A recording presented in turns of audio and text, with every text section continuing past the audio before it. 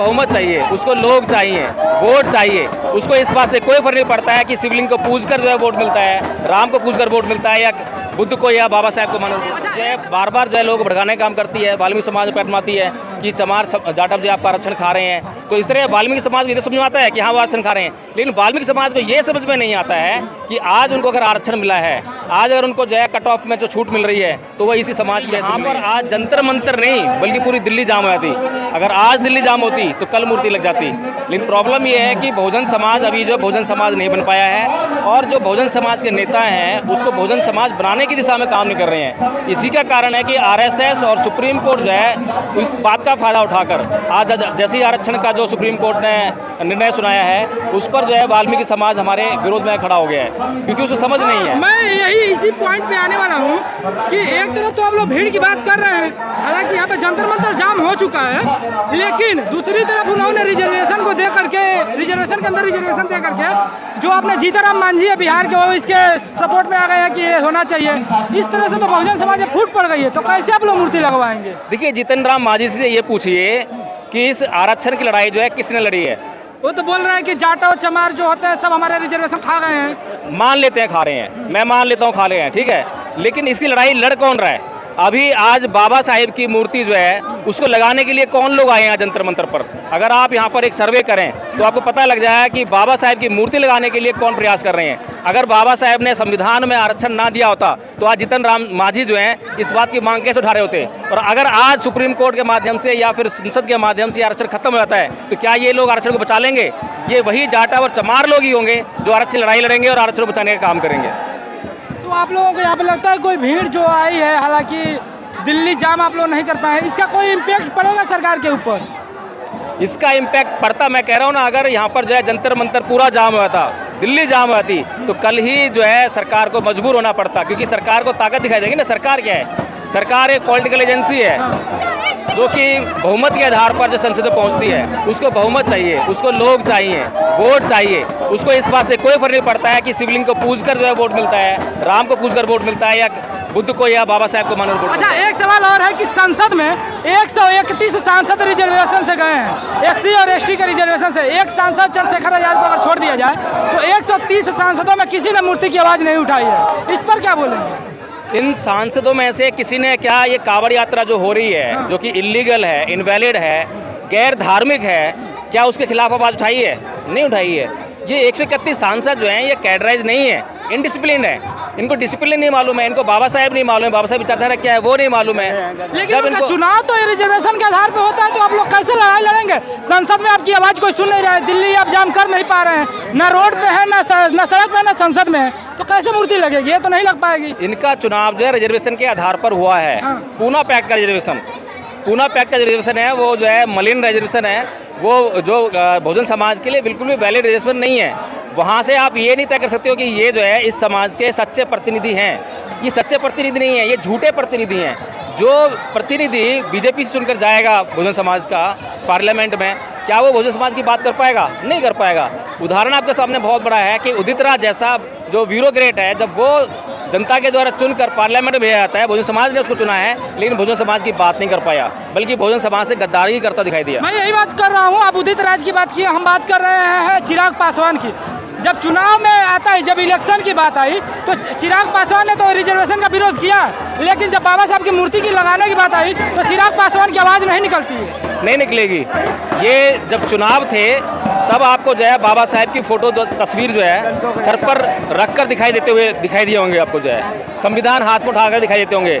लेकिन अभी जिस तरीके से ये जो है संविधान को ख़त्म किया जा रहा है, अभी सुप्रीम कोर्ट ने जिस तरीके से इनडायरेक्टली जो है संविधान में जो कानून बनाने की जो पावर है वो पार्लियामेंट को दी है, संसद को दी है, उसको अपने हाथ में लेकर कानून बनाने का जो प्रयास किया है अभी जो है सुप्रीम कोर्ट ने, इसके खिलाफ किसने आवाज़ उठाई है? इसके खिलाफ कोई सांसद नहीं बोल रहा है। तो इसलिए कैसे कहते हैं कि ये जो है बहुजन समाज को मतलब जो है रेगुलेट कर पाएंगे, इकट्ठा कर पाएंगे? बहुजन समाज को आज बहुत भारी जरूरत है कि ये संगठित हो।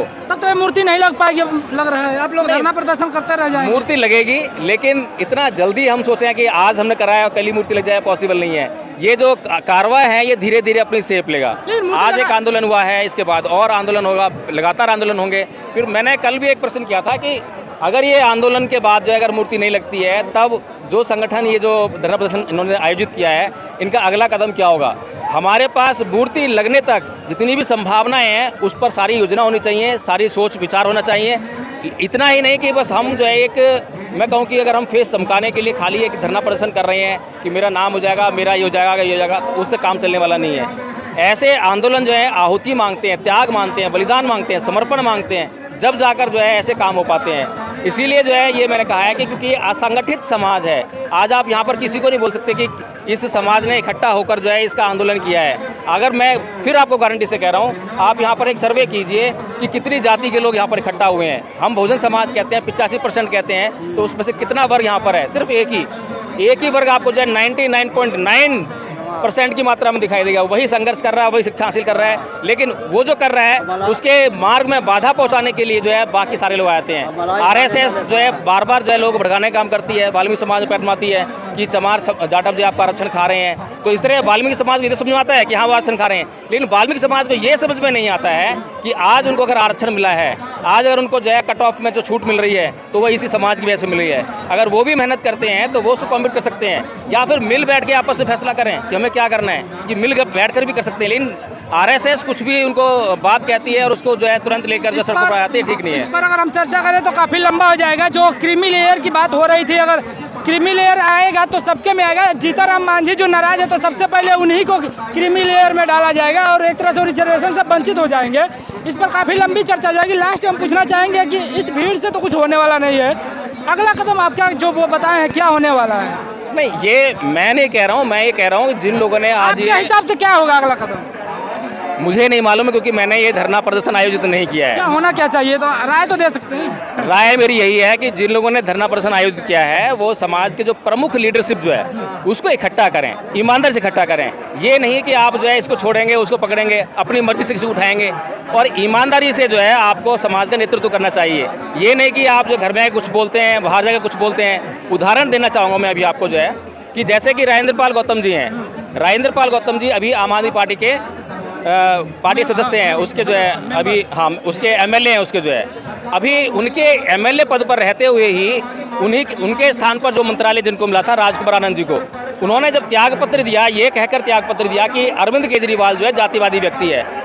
जैसे राजेंद्र पाल गौतम के साथ में वो जो 11 अनुसूचित जाति के जो विधायक थे वो साथ में खड़ा नहीं हुए। अगर वो साथ में खड़ा हो जाते तो राजेंद्र पाल गौतम को आहुति देनी पड़ती। इसी तरह से जब राजेंद्र पाल गौतम समझदार हैं, वो तो मिड राइट हैं, बुद्धिस्ट भी हैं, उन्होंने ये निर्णय क्यों नहीं लिया कि वो जो है अभी तक केजरीवाल के मुंह पर जो है अपना त्याग पत्र क्यों नहीं दे के मार पा रहे हैं, क्या कारण है? तो इस तरह से अगर हम अपने निजी स्वार्थों में लगे रहेंगे तो समाज का भला होने वाला नहीं है। इस तरह से मैं ये चाहता हूँ कि यहाँ पर जो आज नेता जुड़े हैं उनको पूरी ईमानदारी से जो भी समाज का नेतृत्व करने वाले लोग हैं उनको इकट्ठा करना चाहिए, जो भी विचारधारात्मक नेतृत्व कर रहे हैं। ये नहीं कि किसी के पीछे भीड़ है उसी को आप जो है माने कि वो नेता है। विचारधारात्मक आइडियोलॉजिकल जिसके पास एस्पेक्ट है उसको भी आप बुलाइए, जो भी अपनी क्रिया में समाज की यानी कि जो इंटेलेक्चुअल वर्ग जिसे कहते हैं उसको बुलाइए, आप चिंतन मनन कीजिए कि हमारा पहला कदम क्या होगा, अगला कदम क्या होगा, अगर सरकार ने नहीं माना तब क्या होगा। इसलिए आप एक पूरी प्लानिंग के साथ में, जब योजना के साथ में आप काम करेंगे तो निश्चित रूप से जो है सरकार पर दबाव बनेगा, पहले ही कदम पर दबाव पड़ जाएगा। जय भीम प्रकाश, इनका चैनल भी है इसी नाम से, आई थिंक बड़े ही वो कंट्रोवर्शियल चैनल न्यूज़ चैनल नहीं, कंट्रोवर्शियल चैनल है, मैं उसको देखता हूँ। धम्मपथ इंडिया है, हाँ, एक धम्मपथ संघ है, धम्मपथ संघ शायद मैं बात कर रहा हूँ, जिस पर रिकॉर्डेड वीडियो आती रहती है। आप लोग पूरी बातचीत पे अपनी प्रतिक्रिया जरूर दीजिएगा और मैं कहूँगा कि इनका भी चैनल जा करके देखिएगा। मिलेंगे किसी अगले वीडियो में, तब तक के लिए जय हिंद।